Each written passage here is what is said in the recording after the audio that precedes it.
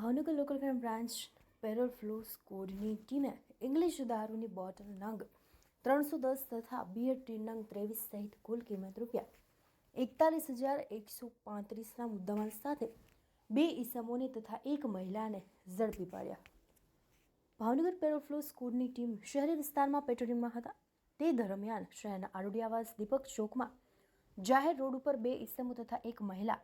હાથમાં અલગ અલગ કલરના નાના મોટા પ્લાસ્ટિકના થેલાઓમાં કંઈક શંકાસ્પદ હાલતમાં લઈને ઊભા હોય પોલીસે તેઓની તલાશી લેતા થેલામાંથી ઇંગ્લિશ દારૂની બોટલ નંગ 310 અને બિયર ટીન નંગ 23 મળી આવ્યા હતા. જે અંગે પોલીસે વિદેશી દારૂ અને બિયરનો જથ્થો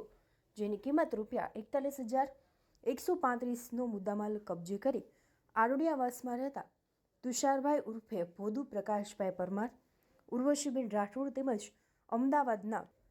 નોબલનગરમાં રહેતા હિમાંશુભાઈ ભીખાભાઈ પરમારને ઝડપી લઈ તમામ વિરુદ્ધ પ્રોહિબિશનની કલમ હેઠળ ગુનો દાખલ કરી ઘોઘા રોડ પોલીસ મથક ખાતે સોંપી આપી આગળની કાર્યવાહી હાથ ધરી.